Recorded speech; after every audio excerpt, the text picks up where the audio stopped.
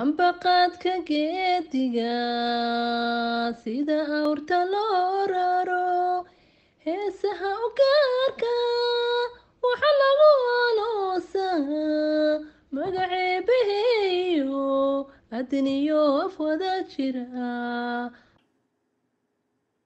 salaamu calaykum ayeeyo waa ayeeye cusube oo idinkala soo hadlaysa story time with ayeeyo.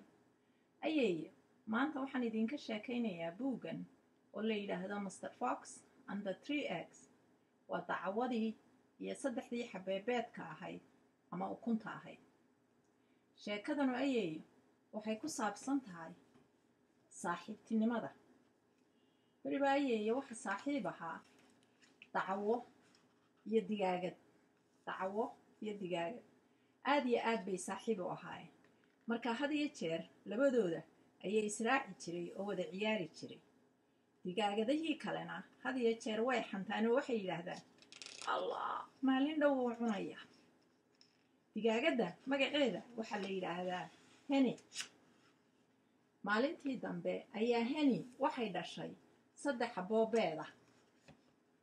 digaagadihii kaloo dhanna markaasay u yimaadeen oo uga sheekeeyeen sidii hooyanimadu waxay tahay iyo siday wax u karin lahayd iyo siday fanaanada u toli lahayd iyo waxaasoo dhan.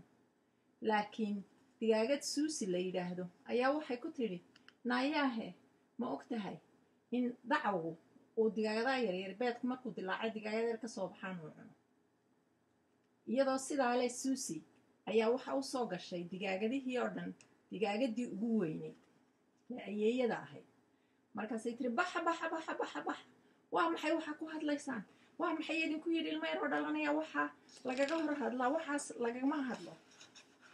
way yaaceen digaagadihii. suusi iyadoo beedkeedii ku fadhida ayaa maalintii dambe waxa u yimid dacawgii ay saaxiibka ahaayeen oo isiri dawaatan oo weydayay bal soo arg waxa ku dhacay. iyadoo gurigii dhex fadhida u yimid. suusi maahe waxaan u jeedaa heni. markaasu wuxuu yidhi naayaa heni naa maxaa kugu dhacay? waan ku waaye.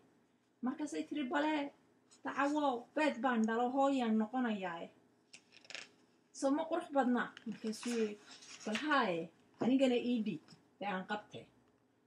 markaasay tiri maya baabaaba kuu dhiibi kari maayo way jilicsan yihiinoo way lama taaban karayo dhinac bay isu duubtay.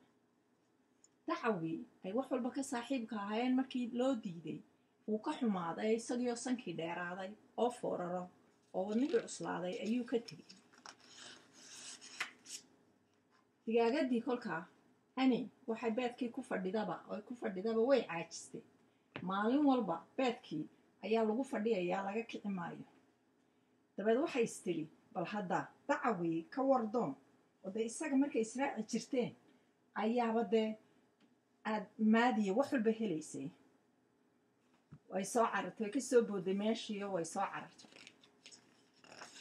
waxay u timi dacawgiiyo ooyaya oo qori yaroo ku fadhiya oo webi yar agtii fadhiya oo ilintii ka dhammaatay. markaasay ku tidhi dacawow saaxiib dee waan ku tabee meeshii waan ku caajisay sidaan u fadhiyay une bal iska waran. juuq muu odhan. way garatay kolkaa inay u gaftay markii ay u diiday beedka inuu hayo. markaase waxay ku tidhi dacawow waxa weeye dee markii iigu horraysaan wax dhala weeyaano dee waxa weeye waan had iyo jeer waan warwarayaayo dee ismahba iga raalli ahow. digaagadihii kalena dee waxbay igu dhureeno waxay yidhaahdeen dacawo wax cunto iyo waxbay ka sheekeeyeen. waayahay buu yidhi waan ku saamaxay. dee maadiisii hayn bay tiri maanta adigu carruurta maadiisii hayn aan baxee haye buu yidhi. halkaasay heni waxay samaysay timii bay feedhay way rooleymaysay xamuurad bay afka marsatay bootar bay isla dhacday. dabadeedna way baxday oo dacawadii ayay kaga tagtay carruurtii ukuntii. dacawgii wuu fekeray talow maxaan sameeyaa buu yidhi sidee loo xanaaneeyaa beed. wuxuu sameeyey kolka dee iyo waa tii ku fadhidee maan ku fadhiista buu yidhi oo beedkiibuu ku fadhiistay. markuu ku fadhiisu waxoogaa yar uu fadhiyey ayaa beedkii uu siri lugaha dee la kala baxintuu daalay markuu lugtii saa u taagay babeedka mid baa qarac tiro jabtay wuu naxa wuu kacay alla bisinkow maxaa dhacay dacwadii waxay soo sheekaysataba waxaan jeedaa digaagadii waxay soo sheekaysataba waxay siri ka wardoon waa kuwii islaamiyii dacwo digaagadihii kale oo dhanna dee ku dhure ee yidhi dacawa uu xuntay waa intaasuu kaa cunaaya kawbay timi oo gurigii bay timi waxay u timi dacwgii oo warwarsan oo madaxays haya beedkiina mid dilaacsan tahay way qaracantay oo waxay istiri intuu jabiyey buu islahaa cun iyadoo qaracantay oo isagii ku qaylinaysa oo ooyeysa ayaa uu isna naxsayo halkaa koonarkaa isku ururiyey ayay mid kale qaradhay haddana oo dilaacda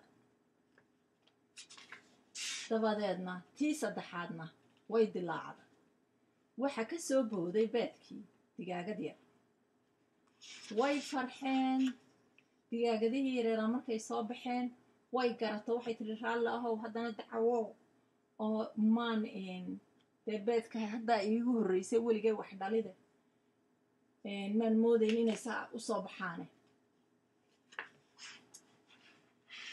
digaagadihii kale halkii bay leeyihiin talo ma cunay dacawgii ma ka cuna maya muu taaban ee wuu la xanaaneeyey maalintii dambe waxay dhahay tiri inakeen aynu picnic u baxnay oo meelaha ku soo sheekaysanay saddexdoodii beeday digaagadooda yaryaraana way kaxayseen oo waxay tageen picnic digaagadihii kale oo dhan oo meeshii taagan oo arkaya halkaasay ku dhammaatay sheekadii ayeeyo waxayna tusaysaa in digaagadii walow ay dacwo iyo digaagu kala jaad ahaayeen saaxiibtinimadii inay ka qiimo badatay waynoo sidaa iyo wiiga dambe ayeeyo halkaasay ku dhammaatay sheekadii sidaa iyo nabadgelyo alif la kordhebey alif la hoos dhebey alif la gooday alif la kordhebey alif lagu reeb alif la hoos dhebey yaa lagu reeb alif la gooday wow lagu reeb